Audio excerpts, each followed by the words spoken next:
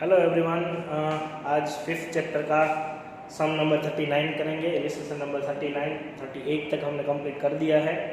39 में रीड कर रहा हूँ, पेज नंबर 5.38 पे है वो। Okay. Chander and Damini were partners in a firm sharing profit and loss equally. Equal partners है, ओल्ड रेशियो हमारा काम आएगा। On 31 March 2017 their balance sheet was as follow. Okay, balance sheet दी गई है, वो देख लेते हैं बाद में।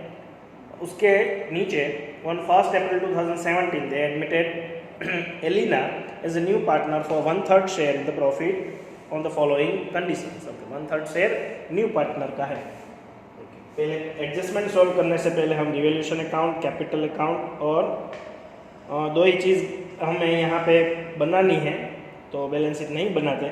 रिवैल्यूएशन अकाउंट और partners capital account.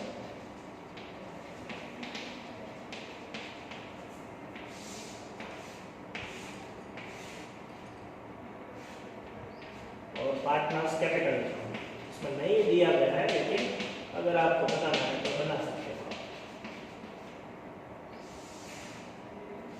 Partners capital account में 3 पार्टनर हो गए, 2 एग्जिस्टिंग और एक नया पार्टनर ऐड हो रहा है वो।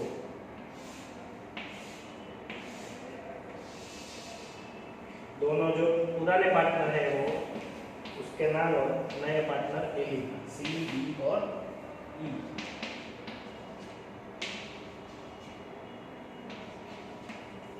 ओके, अब एडजस्टमेंट से सॉल्व करेंगे। Elina will bring 3 lakh as her capital and 50,000 as she share her share of goodwill premium.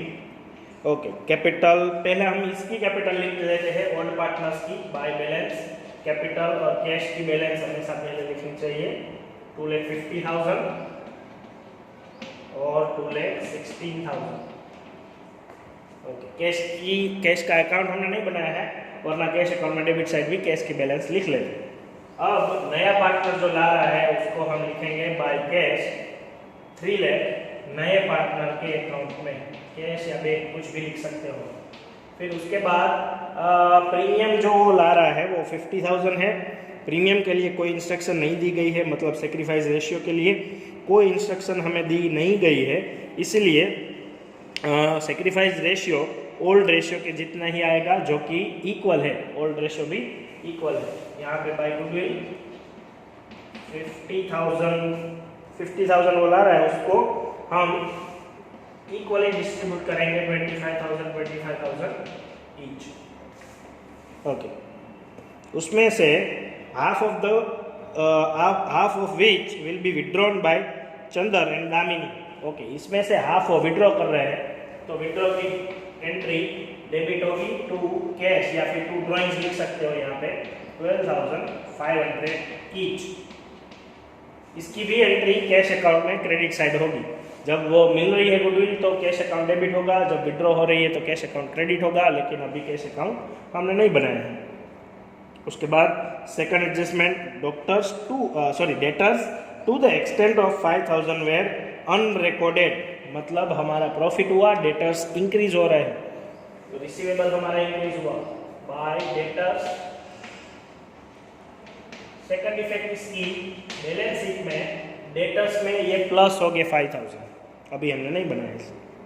Furniture will be reduced by 10% and 5% provision for debts, doubtful debts will be created on bills receivable and debtors. Okay, तो पहले furniture will be reduce by 10%, वो loss है हमारा।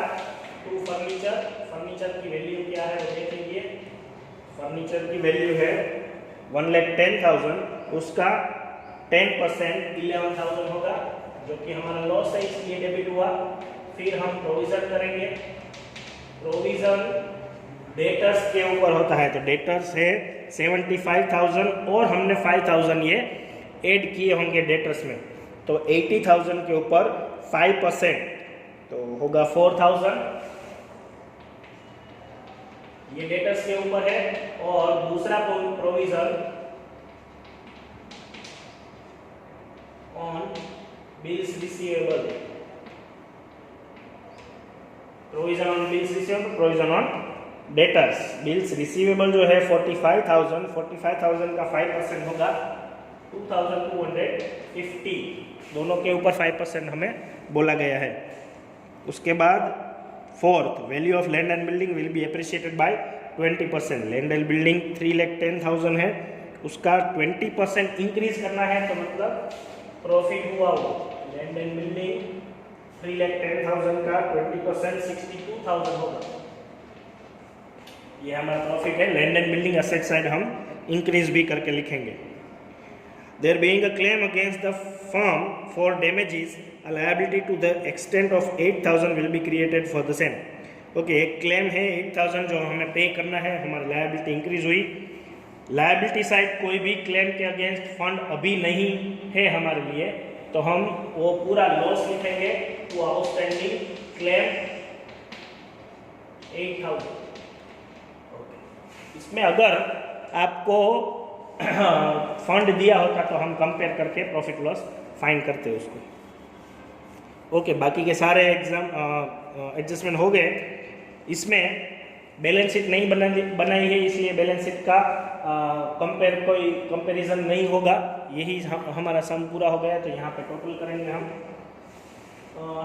इसका total आएगा 67,000 और यहाँ पे गैप निकलेगा 41,750 और वो हम इक्वली डिस्ट्रीब्यूट करेंगे डिविजिबल प्रॉफिट। इक्वली डिस्ट्रीब्यूट करेंगे तो आएगा 2,875, 20,875, सॉरी 20,000। यहाँ पे लिखेंगे bye divisible profit 20,875 each.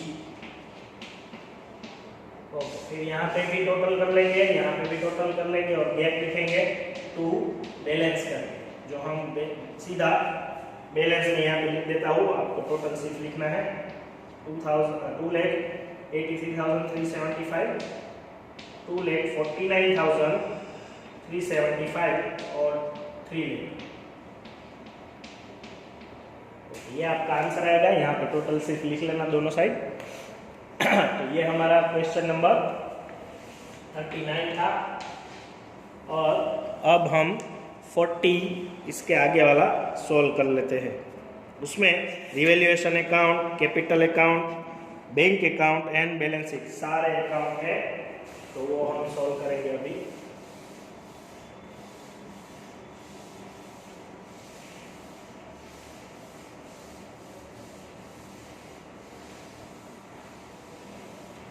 Okay, आप भी ड्रॉ कर लीजिए अगर साथ में करते हो तो। 40 सम रिवैल्यूएशन अकाउंट, चारों अकाउंट इसमें बनाने हैं। रिवैल्यूएशन अकाउंट,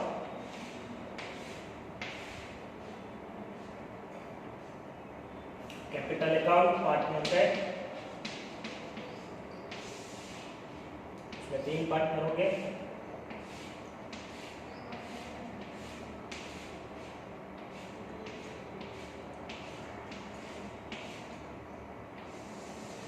कैश अकाउंट या फिर आप उसको बैंक अकाउंट भी बोल सकते हो। इसमें बैंक अकाउंट बोला है तो बैंक अकाउंट लिख लेते हैं। फिर उसके बाद बैलेंस शीट आएगी।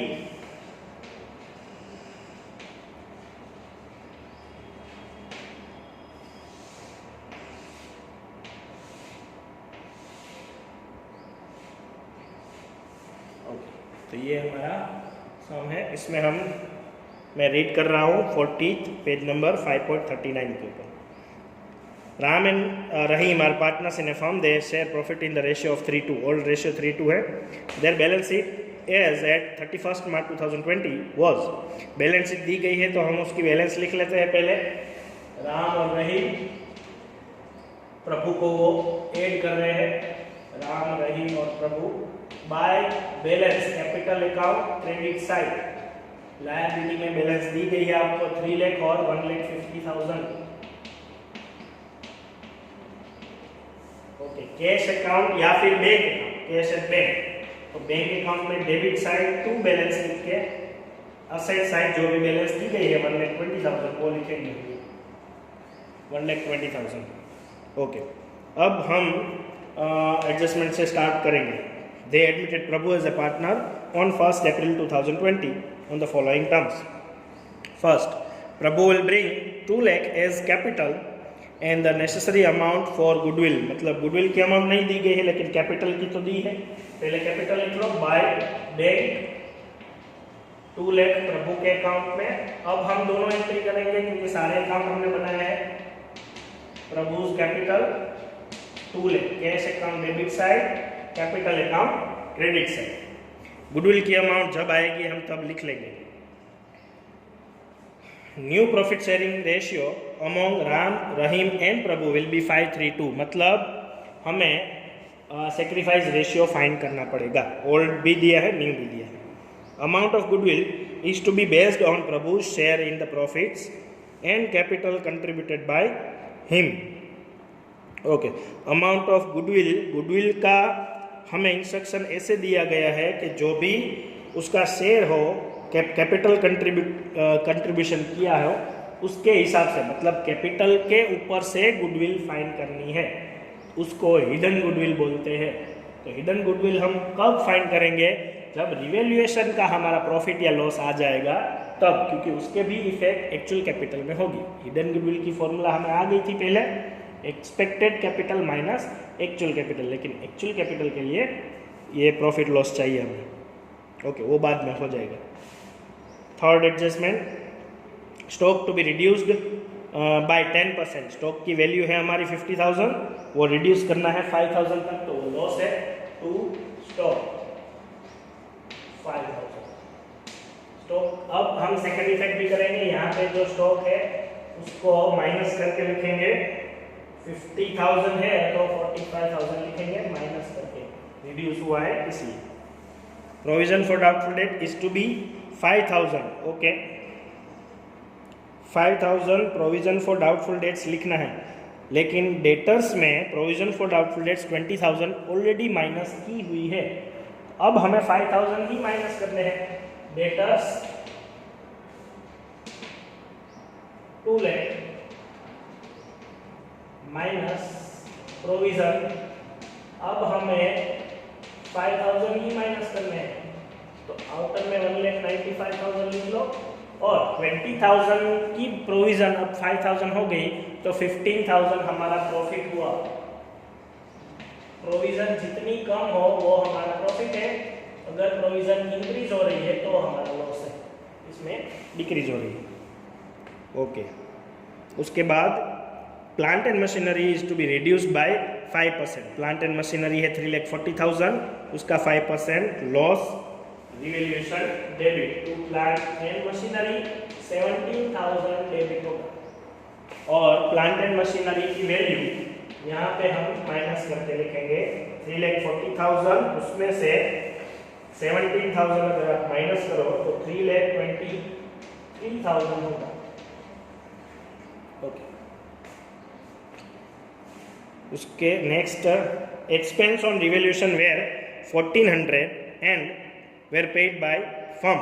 ओके, एक्सपेंस ऑन रिवैल्यूएशन 1,400 है जो कि हमने पे कर दिया है. तो एक्सपेंस तो हमारा लॉस हुआ, टू एक्सपेंस 1,400, लेकिन ये हमारी लायबिलिटी नहीं है, ऑलरेडी पेड है. तो कैश अकाउंट में या फिर बैंक अकाउंट में क्रेडिट होगा बाय रिवैल्यूएशन 1,400, या फिर यहाँ बाय एक्सपेंस लिख सकते हो. ओके, उसके बाद है and uncounted commission receivable of 1,400 B accounted. Unaccounted मतलब वो पहले नहीं था, रिसीवेबल अब है. तो प्रॉफिट हुआ हमारा बाय कमीशन 1,400 और रिसीवेबल हमारी एसेट्स होती है, आउटस्टैंडिंग या फिर एक्रूड कमीशन लिख सकते हो आप. 1,400 रिसीवेबल साइड, प्रॉफिट है इसलिए. ओके, सारे एडजस्टमेंट तो हो गए.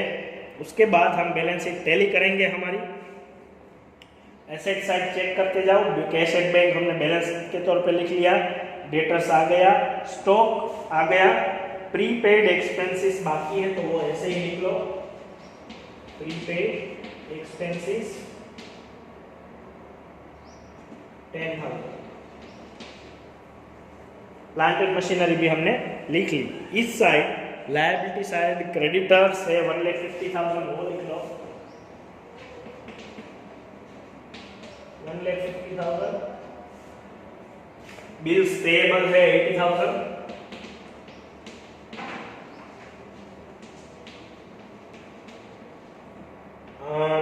आउटस्टैंडिंग रेंट है 20,000। उसमें कुछ डिफरेंस नहीं है तो ऐसे ही लिख लेते हैं। कैपिटल वो हमारी नहीं आएगी।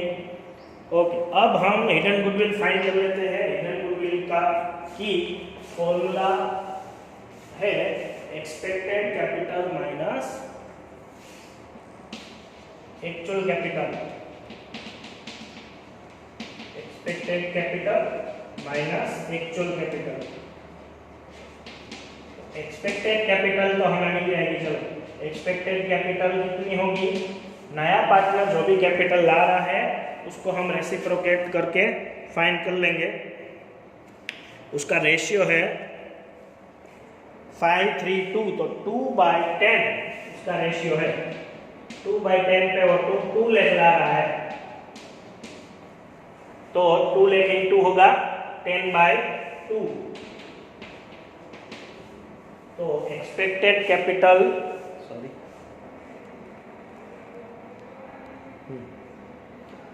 2 लाख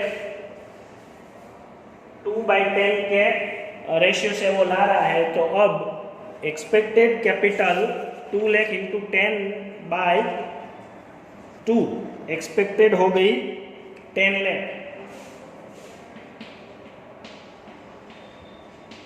ये 10 लाख एक्सपेक्टेड कैपिटल हो गई।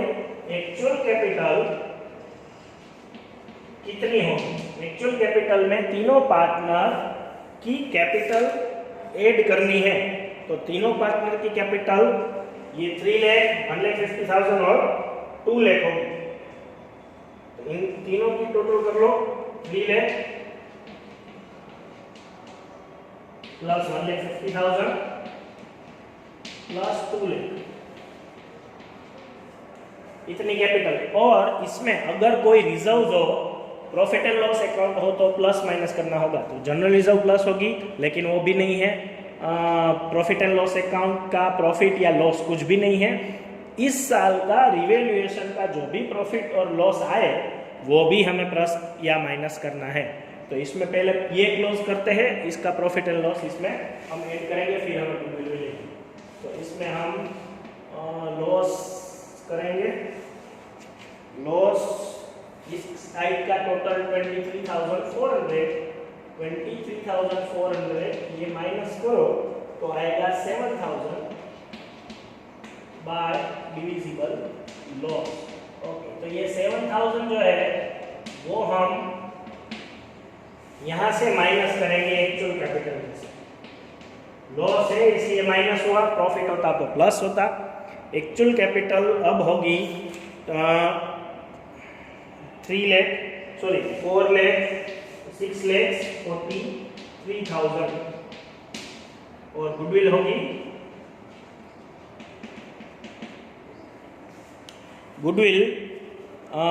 यहाँ पे गुडविल होगी expected capital minus actual capital, मतलब 10 लाख माइनस 6 लाख 43,000, तो आंसर आएगा 3,57,000। और उसमें से प्रभु की गुडविल 3,57,000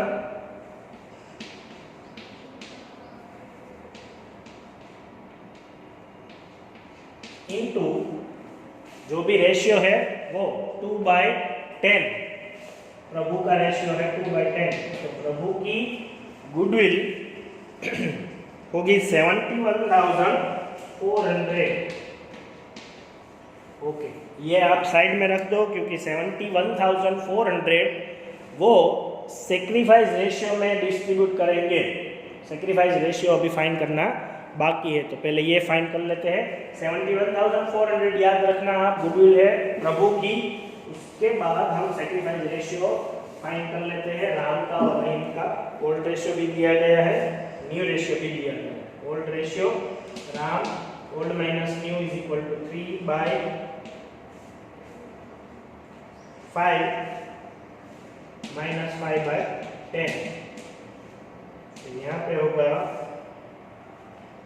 10, एलसीएम ले लो, 6 माइनस 5 1/10, रहीम का 2/5 माइनस 3/10, 10 एलसीएम ले लो तो 2 4 माइनस 3, तो इक्वल आएगा सेक्रीफाइस। 71,400 को इक्वल डिस्ट्रीब्यूट कर लो आप सेक्रीफाइस रेशियो में। क्रेडिट होगा बाय गुडविल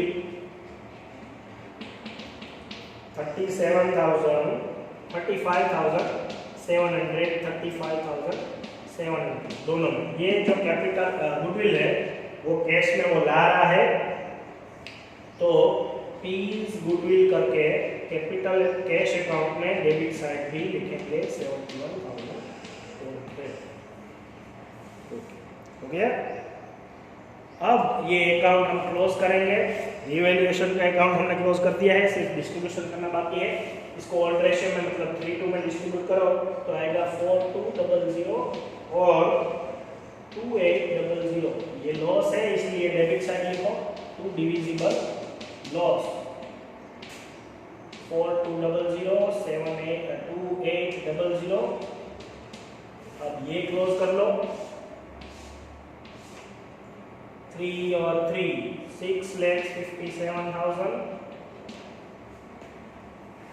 हाँ 350 प्लस 150 4 5,07,000 और 2 लाख।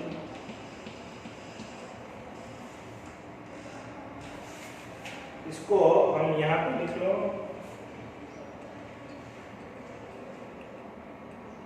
सॉरी ये 35,000 है तो टोटल 3,57,000 ले लीजिए। तो यहाँ पे आएगा 3,35,700 और 1,85,700। 3,35,700 और 1,85,700 और 2 लाख। यहाँ पे तो 2 लाख ही आएगा, ये दोनों माइनस कर दो और 2 बैलेंस लिख लो। 2 बैलेंस आएगा 3,31,500,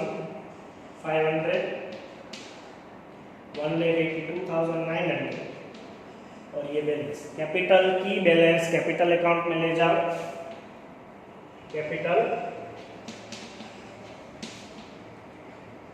राम रहीम और प्रभु 3,31,500, 1,82,900 और 2 लाख।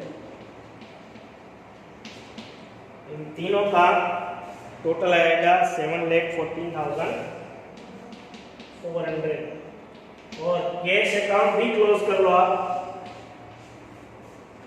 कैश अकाउंट का टोटल है 3,91,400, 3,91,400 और ये उसकी बैलेंस आएगी 3,90,000 टू बाय बैलेंस। और ये बैलेंस हमें लिखनी है एसेट साइड बैंक करके, कैश एट बैंक या फिर बैंक 3,90,000। अब दोनों साइड का टोटल कर लो, दोनों साइड का टोटल सेम आएगा जो कि आएगा 9,64,400, 9,64,400। ओके, ये था हमारा 40 सम। अब ये वाले सम ही आपको प्रैक्टिस करने हैं सारे, क्योंकि यही वाले सम आपको एग्जाम में आएंगे। क्लियर? ओके।